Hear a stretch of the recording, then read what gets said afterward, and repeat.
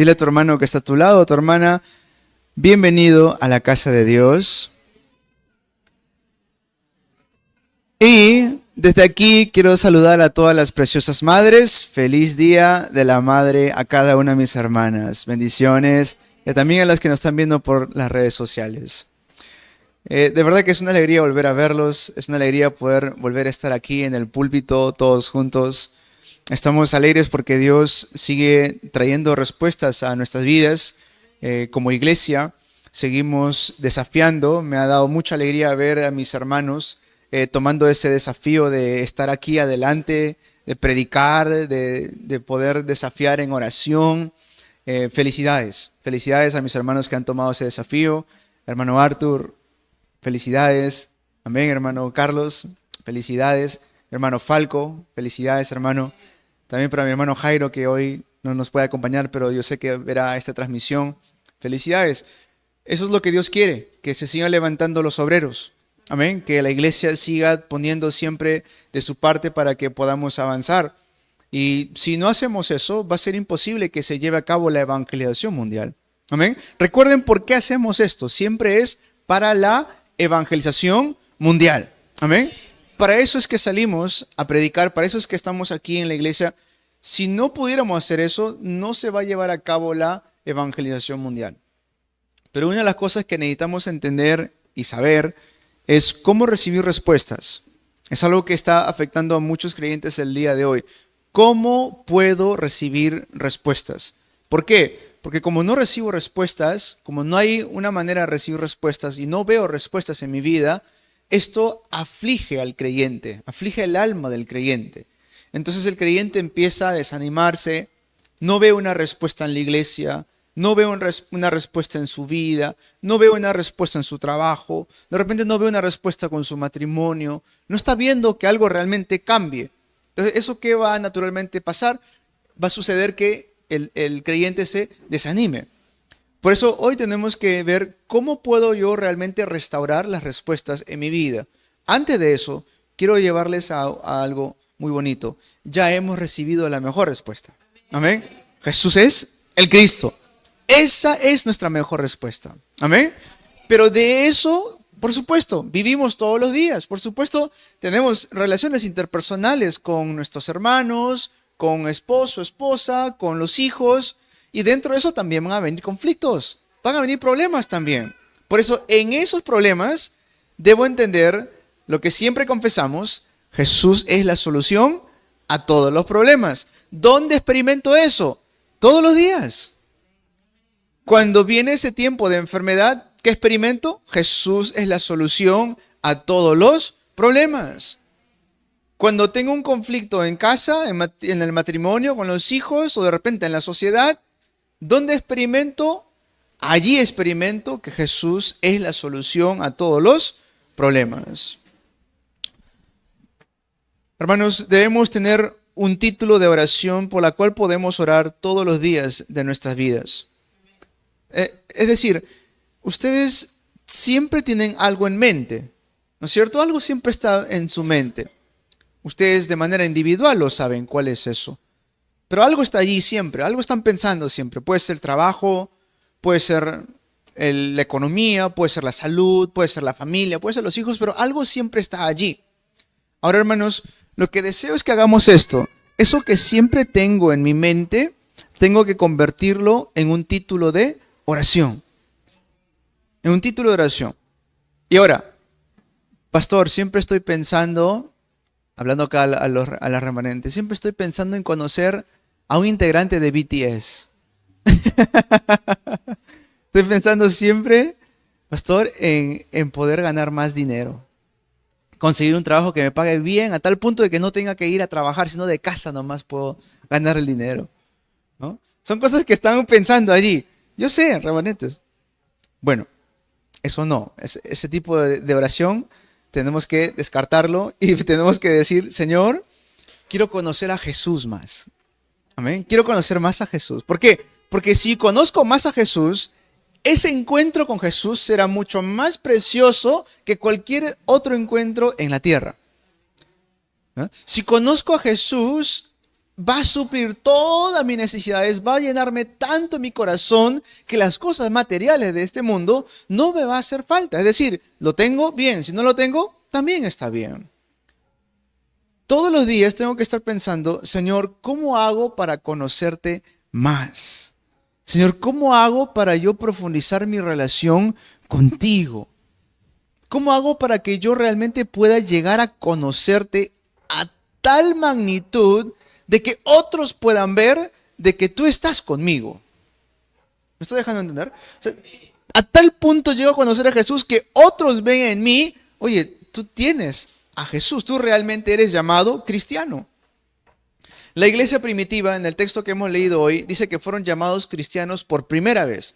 ¿Por qué fueron llamados cristianos por primera vez? Ojo, fueron llamados cristianos por primera vez. No dice, ellos se autoproclamaron cristianos por primera vez.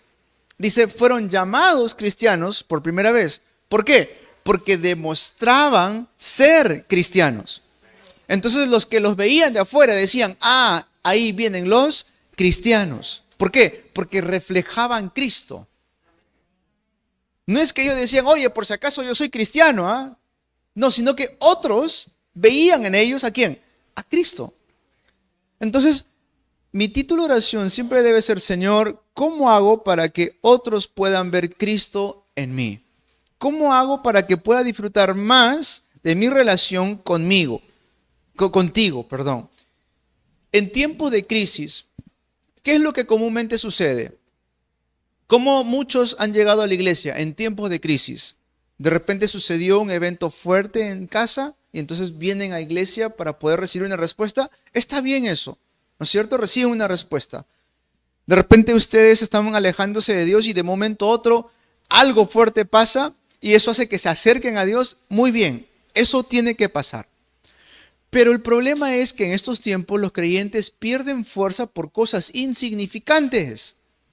Ese es el problema. Es decir, que porque no hizo lo que quería que haga, me voy de la iglesia. O porque no hizo esto, entonces no voy a orar, dejo de congregar, dejo de leer la Biblia, dejo de orar.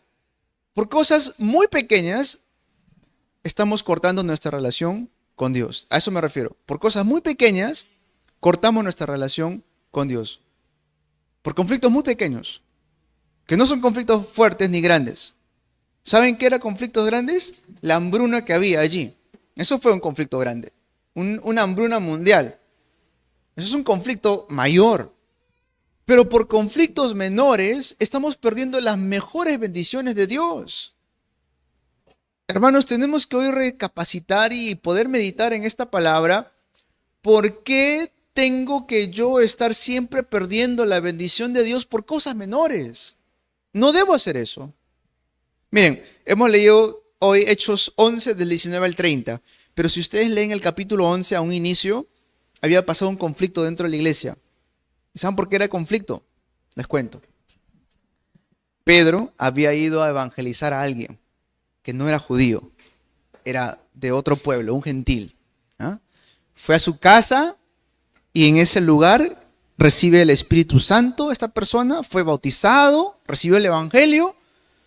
¿Es algo bueno? Sí, por supuesto. Recibió el Evangelio este señor, toda su familia se convirtió. Pedro predicó el Evangelio a otro que no era judío. ¿Es algo bueno? Sí, es algo bueno, por supuesto que sí. Regresa a la iglesia, Jerusalén, regresa a su iglesia. ¿Y qué pasó ahí? Oye, Pedro, ¿cómo has podido entrar a la casa de un no judío?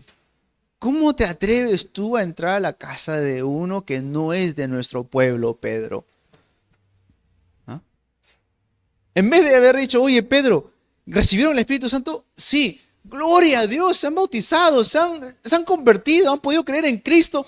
¿Qué dijeron? ¿Cómo has podido entrar a la casa de un no creyente? Son cosas insignificantes, pero pierden todas las bendiciones por causa de eso. ¿Me estoy dejando entender? Son cosas que no son mayores, Pedro no fue y se embriagó, no es que Pedro fue y empezó a pelearse con todos los que están afuera. Pedro no es que empezó a salir con muchas mujeres, no hizo nada inmoral Pedro. ¿Qué hizo ahí Pedro? Predicó el evangelio, ¿no es cierto? Pero cuando regresa a su iglesia, ¿qué le dice? Estás mal, Pedro, estás mal. ¿Cómo has podido ir a la casa de un no creyente? Estás mal, Pedro. Y por eso, si ustedes se dan cuenta, luego es levantada la iglesia de Antioquía, ¿no? Es decir, hermanos, si yo empiezo a solamente enfocarme en las cosas pequeñas, sea dentro de la iglesia, incluso dentro de la familia, hermanos, porque muchas veces surgen conflictos contra los esposos, porque el esposo se está fijando solamente en las debilidades de la mujer, y que son cosas menores, que muchas veces no son cosas mayores, pero se fija solamente en eso, o viceversa, la esposa está fijando solamente en los defectos del esposo, y se lo dice, y se lo dice, se lo repite, que no son cosas mayores, ¿ya? Son cosas menores, pero por causa de eso, ¿qué surge? Peleas, conflictos, heridas, ¿no? Y eso, hermanos, tenemos que darnos cuenta el día de hoy. ¿Por qué estoy sufriendo por cosas menores? ¿Por qué estoy realmente peleándome con mis hermanos? ¿Por qué me estoy dividiendo con mi esposo, mi esposa, con mis hijos? Por cosas menores. Hoy tengo que darme cuenta, tenemos ya lo mayor, lo mejor. Jesús es el Cristo. Dile a tu hermano, no te pelees por cosas menores, hermano. No te pelees por cosas menores. Tenemos que empezar a cambiar esta torre incorrecta que hemos tenido por tanto tiempo. Hay cosas incorrectas que hemos tenido por mucho tiempo y esto no se refiere solamente a que tengamos cierta edad o vengamos de cierta iglesia. Esto se trata de mi comunión con Dios.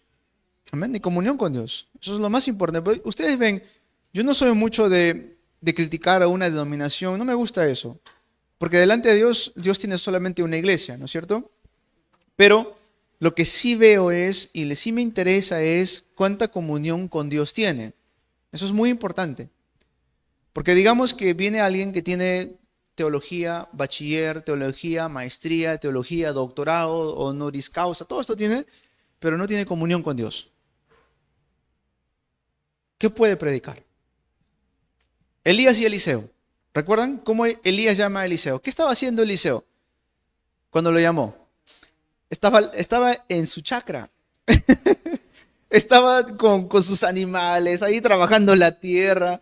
Y Elías no fue que le dijo, a ver, Eliseo, tu currículum, dame a ver dónde has salido a estudiar, a ver, qué seminario, pásame. Bueno, tengo experiencia en mi chacra 5 años. Sé cómo cuidar bien a mis vacas, ¿no? Y ya, eso es todo. Eso es todo. Pero entonces, ¿cuál es el requisito ahí? Comunión con Dios. No me malinterpreten, ¿es importante estudiar? Por supuesto que sí es importante estudiar. Y mientras están estudiando, especialmente mis amados seminaristas, ¿qué deben tener siempre? Comunión con Dios. Amén, comunión con Dios. Y en esta comunión con Dios voy a empezar a levantarme, voy a empezar a tener más fuerza, conflicto, problema familiar, cualquier cosa que venga a mi vida, voy a darme cuenta, esto en realidad para mí es una bendición. No debemos perder grandes bendiciones por cosas menores. Amén. En el conflicto, miren, José fue vendido por sus propios hermanos. José fue aborrecido y sus propios hermanos quisieron matarlo. Estos problemas familiares que sí son graves, que tu hermano te quiera matar, eso es grave, ¿ya? Que te quieran matar y te vendan como esclavo, ¿eso qué es? Eso es algo grave. Pero aún así, dentro de estas cosas graves, cuando José se vuelve a encontrar con sus hermanos, ¿qué le dice? No te pese tu corazón, no os pese vuestros corazones, no se sientan mal, porque para preservación de vida me envió Dios delante de ustedes. Eso lo pudo decir José, ¿por qué? Porque gozaba de comunión con Dios. Tenía en su corazón perdón.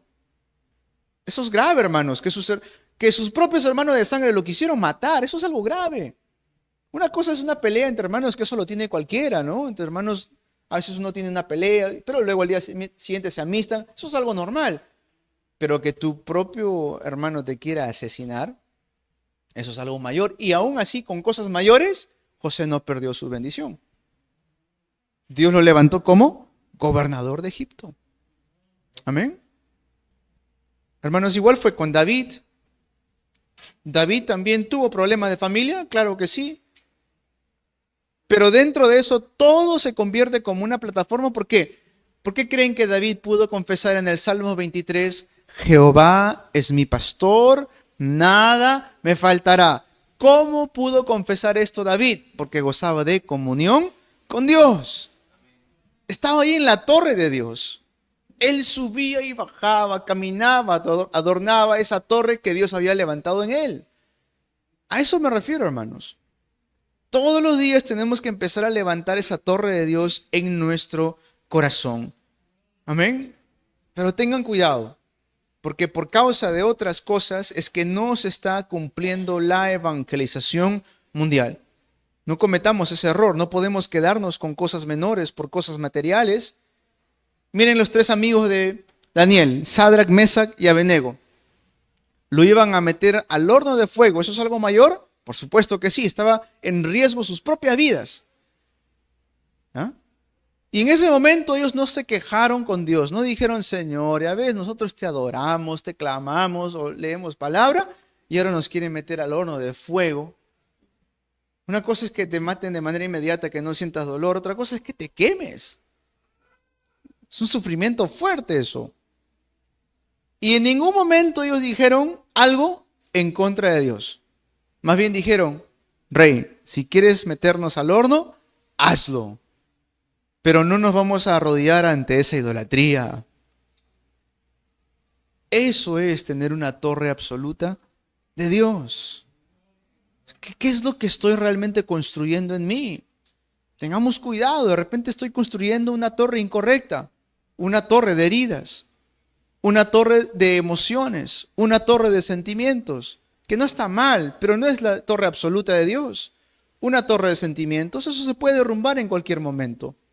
Una torre de heridas, eso está como una dinamita a punto de explotar en cualquier momento. Pero la torre de Dios, eso nunca se va a derrumbar. Amén. Dice la Biblia que fueron llamados cristianos por primera vez. Eso quiere decir que realmente demostraban ser cristianos. Eso es maravilloso, hermanos. Que cada lugar que vayamos puedan realmente decir, ustedes realmente son cristianos. Pero esto, hermanos, es de cuánto yo estoy disfrutando de mi comunión con Dios. Apenas abran sus ojos, oren. Jesús es el Cristo, el Hijo del Dios viviente. Hoy desperté, como he estado tantos días fuera de casa, por la mañana desperté orando, pensando que estaba a otro lado. Por alguna razón pensaba que estaba o en Corea o en Estados Unidos. No captaba en mi mente que estaba vuelta en la casa, en mi casa de siempre. Desperté y digo, ¿dónde está? Estoy en casa. Señor, gracias por darme un nuevo día. Gracias, Señor, por darme un tiempo de culto con mis hermanos. Jesús es la solución a todos los problemas.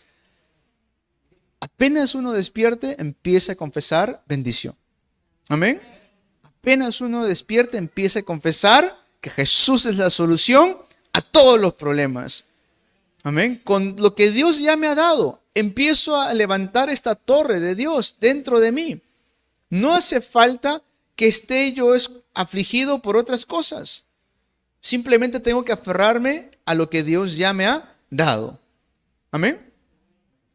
Mateo 6:33, ¿qué dice? Busca primeramente el reino de Dios y su justicia. Amén.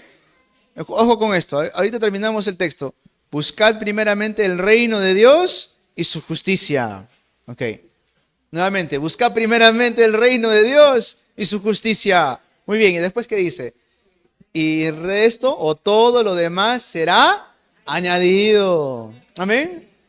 Siempre estamos buscando la añadidura Y se nos olvida de primero buscar el reino de Dios y su justicia. Y estos son en cosas simples. Como le digo, despertamos y lo primero que viene a mente, ¿qué es? La añadidura. ¿Qué voy a comer? ¿Qué voy a desayunar? ¿No? ¿Cómo puedo ganar más dinero? ¿Cómo voy a trabajar hoy? Pero ¿eso qué es? Añadidura. ¿No? ¿Qué debo primero buscar? El reino de Dios. Amén. El reino de Dios. Es la palabra de Dios y se va a cumplir, hermanos. Es la palabra de Dios y tiene que cumplirse, amada iglesia. Tenemos que primeramente buscar el reino de Dios y su justicia.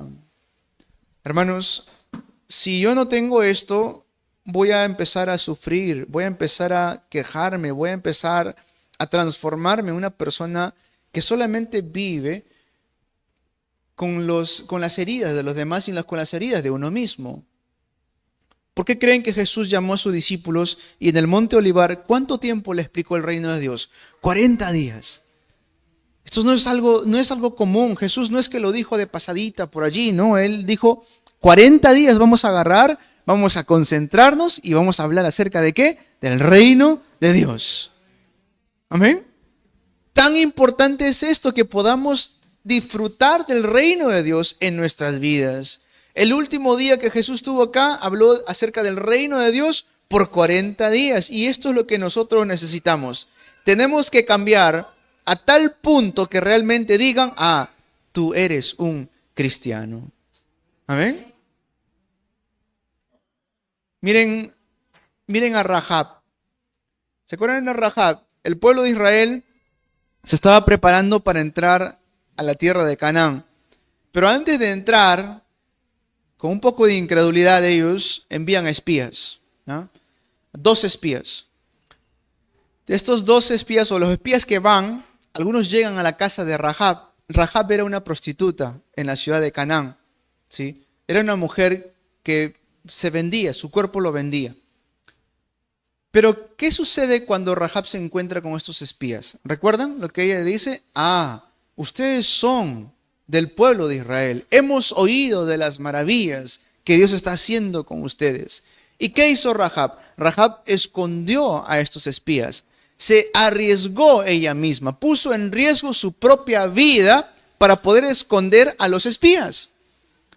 Ahora, si empezamos a pensar en esto, no es que ella lo hizo por algún tipo de ganancia, es decir, no estaba ganando nada material, no le estaban pagando a ella por esto.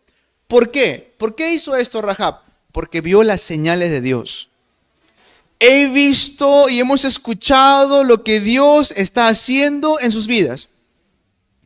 Sabía muy bien quien ganaba allí era el pueblo de Dios. El pueblo de Dios no podía ser destruido. Y por eso ella misma se arriesgó su propia vida para esconder a los espías. Hermanos, hoy les quiero preguntar algo. ¿Cuánto nos estamos nosotros realmente entregando para las cosas de Dios? ¿Cuánto estamos dispuestos realmente a decir, Señor, lo entrego todo para ti? Así no sea de mi conveniencia, así ponga en riesgo mi propia vida. Señor, tú te lo mereces todo. Hermanos, esto tenemos que empezar a grabar en nuestras vidas. No importa lo débil que podamos ser, si realmente hago lo que Dios quiere, Dios se va a encargar de todo. No importa lo débil que seamos, si realmente hago lo que Dios quiere, Dios se va a encargar del resto. Amén. Miren a Moisés. Dios le dice a Moisés, Moisés, ven, ahora tengo una tarea muy importante para ti. Necesito que saques a todo el pueblo, a mi pueblo, de Egipto. ¿Y qué le dice Moisés? Señor, no, yo no puedo. No hablo muy bien, un poco que tartamudeo. Mi hermano, él habla mejor que yo. Ha estudiado oratoria. ¿Ah? Dios dice que se molesta tanto que quiso matarlo, Moisés, ¿no? ¿Quién ha creado tu boca? ¿Quién hizo tu lengua? No fui yo, le dice Dios. Es que a veces, hermanos, pensamos más en nuestras debilidades que en el poder de Dios. Le creemos más a nuestra debilidad que al poder de Dios, ¿no? Y eso es lo que hoy tenemos que empezar a cambiar. Dile a tu hermano, créele al poder de Dios. Créele al poder de Dios. No le creas a tus debilidades. Créele al poder de Dios. Amén. Miren, en este hombre que no sabía hablar, este hombre que era débil, supuestamente, ¿qué hizo Dios por medio de este hombre? Partió el mar rojo. Por medio de este hombre débil que supuestamente no sabía hablar, no sabía liderar, ¿qué hizo Dios? Tremendos milagros. ¿Pero por qué? ¿Por qué? A ver, ¿por qué? Porque estaba haciendo lo que Dios quería que haga. Estaba haciendo lo que Dios quería que haga. Hermanos, si no lo vemos de esta manera, vamos a ser como el pueblo. Moisés, ayúdanos. Ahí viene el ejército. Mejor hay que regresar, Moisés. No estamos tan lejos. Vamos. Regresemos. ¿Por qué creen que eso pasaba? ¿Por qué ellos decían, vamos a regresar? Sin incredulidad. Querían regresar a lo de antes. Dentro de esto están los que tienen la gracia de Dios. Son personas salvas, caminan juntamente con Moisés, pero se quejaban siempre ante el mar, se quejaban ante el problema, murmuraban en contra del que Dios había puesto delante del pueblo. ¿Cierto? ¿Recuerdan eso? Porque, hermanos, hay que ser sinceros. Quien pone a un líder es Dios. Dios lo ha puesto y con todas sus debilidades Dios lo puso ahí a Moisés.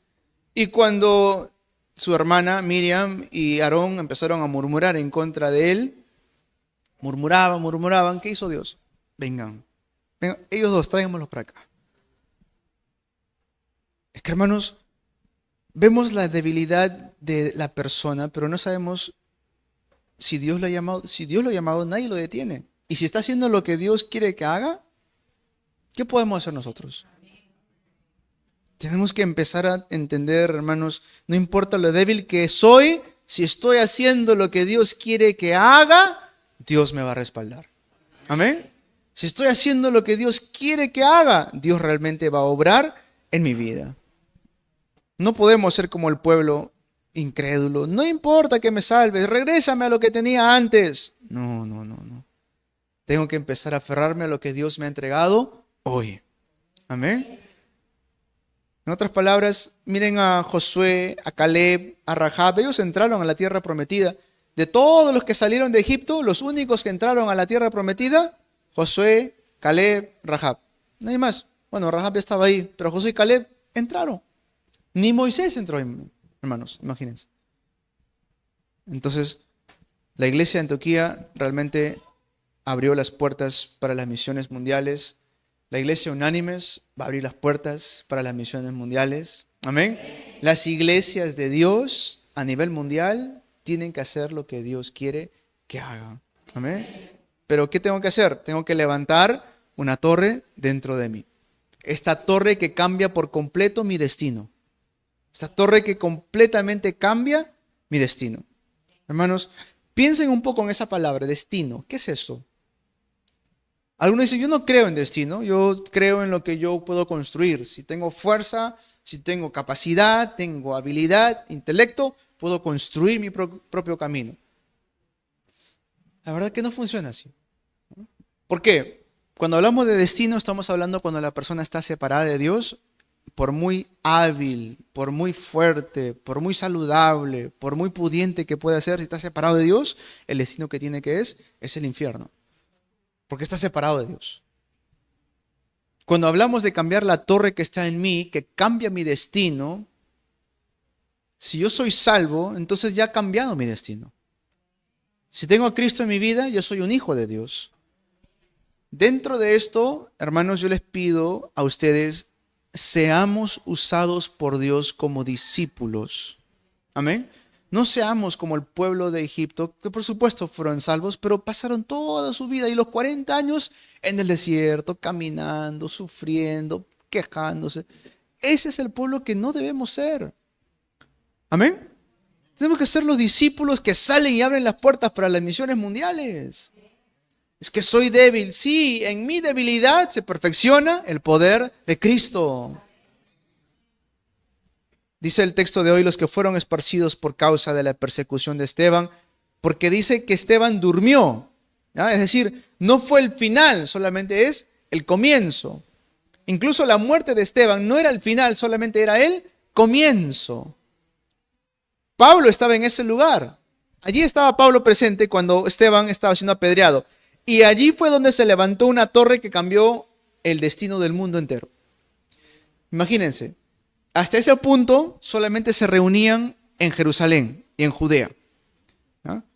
Pero cuando fue muerto Esteban, ¿qué pasó? Se empezaron a esparcir por el mundo entero. Ahí cambia la historia de la humanidad. Porque si no se hubiera quedado ahí nada más, el evangelio ya no hubiera salido. Pero porque eso se levantó, ¿qué pasó? Hoy podemos predicar y escuchar que Jesús es el Cristo. Amén. Luego tuvieron a alguien tan maravilloso como Pablo. Pablo es llamado por Dios. Ojo con esto, esa torre que se levantó cambió el mundo. Imagínense, tan duro era Pablo, Saulo, que se conocía a Pablo como Saulo, que nadie podía evangelizarlo. Es decir, un cristiano no podía ir a evangelizar a Pablo, porque ¿qué es cristiano? Preso rápidamente, ¿no? Cristiano, mátenlo rápidamente. Nadie podía evangelizar a Pablo. ¿Quién lo evangelizó? Jesús. Le resplandeció la luz sobre Pablo. Pablo cae al suelo y le dice: Saulo, Saulo, yo soy Jesús a quien tú persigues. Cambia la torre, cambia el destino. Pablo es llamado por Dios. Tenemos que empezar a levantar esta torre que cambia mi destino y el destino de otros hermanos. Amén. Levanta la torre que detiene desastres. ¿Sí? Hoy quiero que tomen nota de estos 3 puntos. El primero, lo que acabo de decir. Levanten la torre que cambia el destino. ¿Ya? Segundo, levanten la torre que detiene desastres. Levanten la torre que detiene desastres. Hermanos, hemos estado hace poco en Estados Unidos y nos invitaron para visitar a una iglesia en Washington, D.C. Y los hermanos de ahí, muy amables, que por cierto les mandan muchos saludos a ustedes. El pastor de allá también muy amable, son de la organización, los pastores y los hermanos de allá. Y nos llevaron a un templo masónico. Yo no sabía que había esto, pero nos llevaron a un templo masónico donde el primer presidente de Estados Unidos, George Washington, era un masón. Y nos dice que este templo, para levantarlo, costó aproximadamente 4 millones en aquel entonces. ¿Ah? Transformado al dinero de hoy, sería aproximadamente 180 millones de dólares para construir este templo. No es inmenso, tiene como 9 pisos, pero por dentro es todo mármol, es todo de lujo. Y ¿saben qué? No había mucha gente porque era un día, creo que fue un día martes o algo así, no fue un día común. Y el guía que nos estaba haciendo el tour nos dice, bueno, éramos 4 nada más los que estamos haciendo el tour. Dice, ¿saben qué? Tengo algo especial para ustedes. Voy a enseñarles un piso que no podemos enseñar a la gente porque es reservado, pero se lo voy a enseñar a ustedes porque somos 4 nada más. En el ascensor subimos, es ascensor antiguo, pero que todavía sigue funcionando, tiene que hacerle así todavía el ascensor para que suba.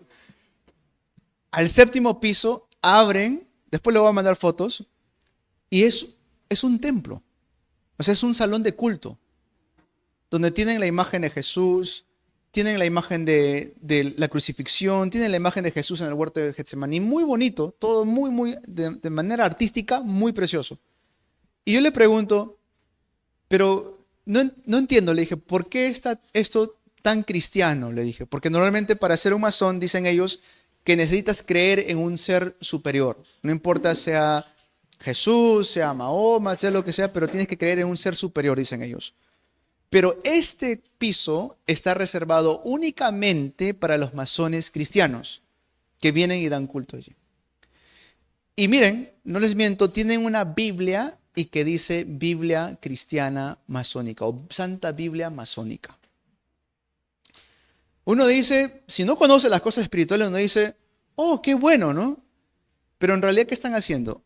Están mezclando el evangelio, diciendo o haciéndose pasar como cristianos, pero en realidad no conocen a Cristo. Es decir, en realidad no están haciendo traer bendición a la nación, sino maldición. Ojo con esto.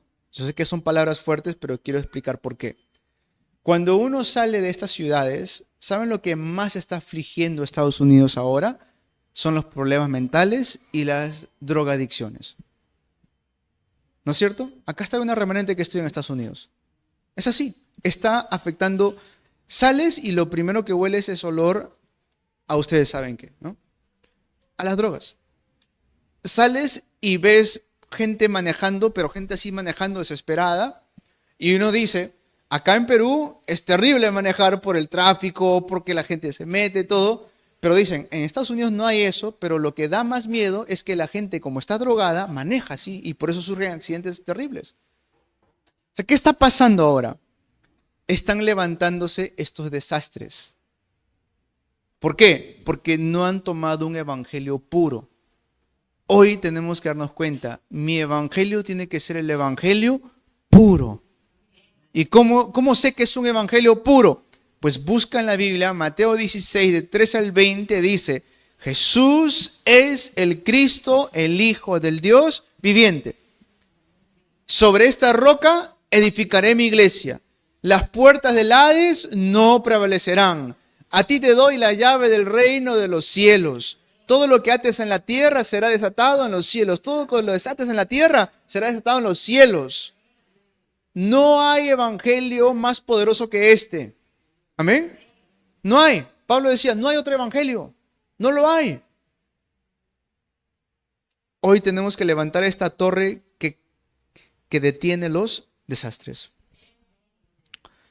Y tercera torre que tenemos que levantar, la torre que salva a la posteridad. Pablo entraba en las sinagogas, hablaba del evangelio a los jóvenes que estaban allí, les explicaba quién es Cristo y por qué debemos creer en Cristo. Escuchen bien esto.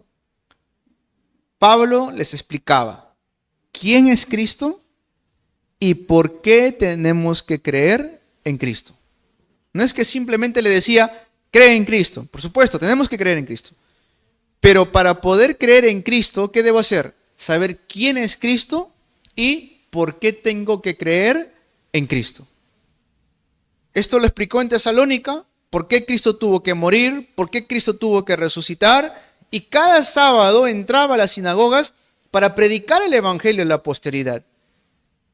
Hermanos, si nuestros jóvenes, si nuestros remanentes, las preciosas remanentes que están aquí el día de hoy, preciosos remanentes que están reunidos también a este lado, si ustedes se pueden levantar conociendo el secreto de la oración, no hay nadie que los va a poder detener. Eso es muy importante.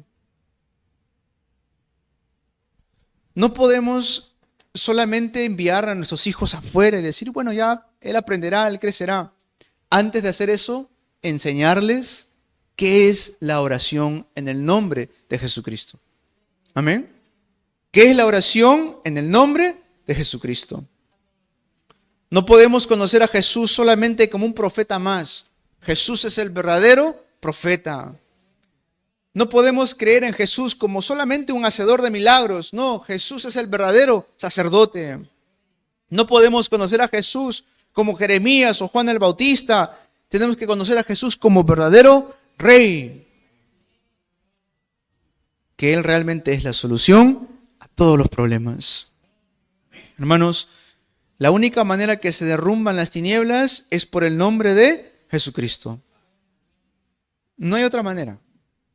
Cuando ustedes van al campo, van a encontrarse con gente endemoniada. Y ahí confirman que no hay otro nombre a la cual los demonios le obedecen, solamente al nombre de Jesucristo. No hay otro nombre. Hermanos, tenemos una misión muy grande que cumplir en este país. Esta ya es la época de Latinoamérica ahora. De verdad. En Estados Unidos, en la iglesia que me invitaron, hay un ministerio hispano. De ahí se reúnen de Colombia, de México, de Costa Rica, de Panamá. Y ellos están orando para regresar a sus países para poder levantar las misiones. Antes no hacían eso. Antes normalmente venían a Estados Unidos para trabajar.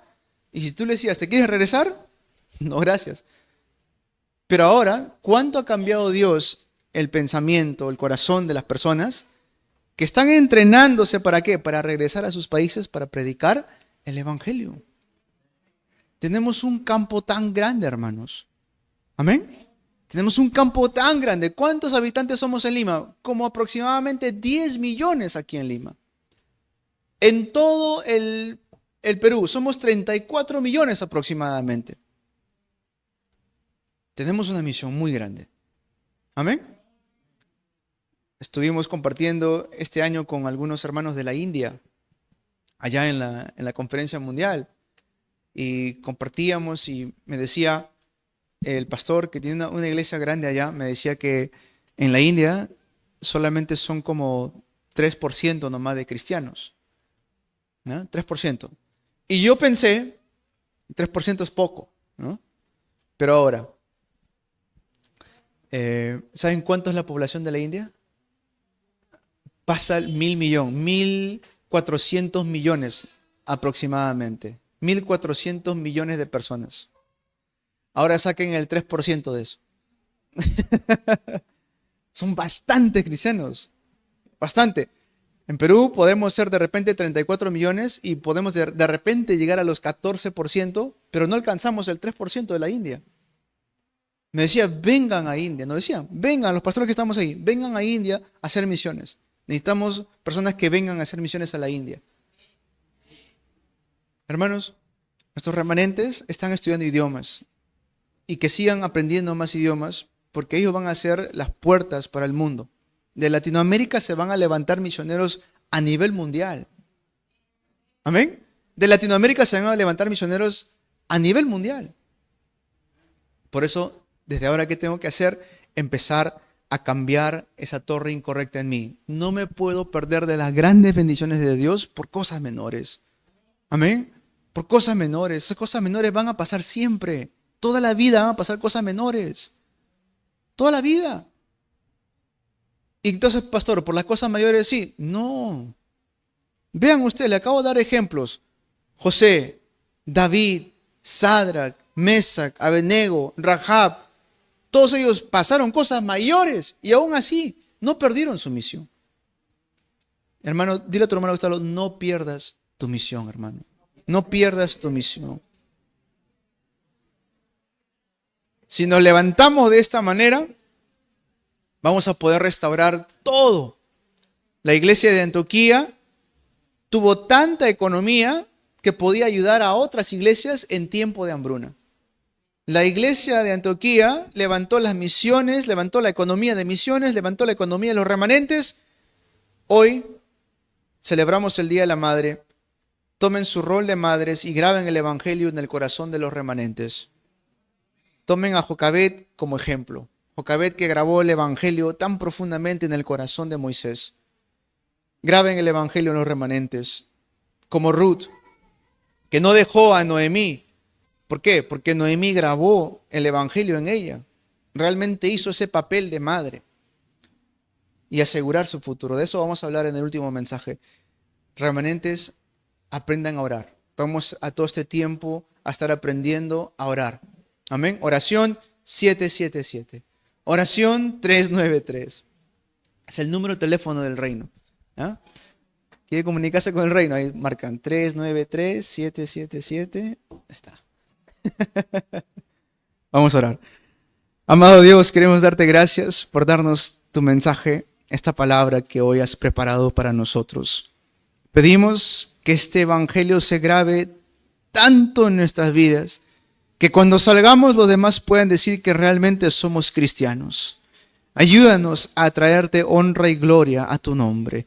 Ayúdanos, amado Padre Celestial, a no desanimarnos, a no enflaquecer, a no desvanecer por las cosas menores, solamente aferrarnos a Cristo Jesús.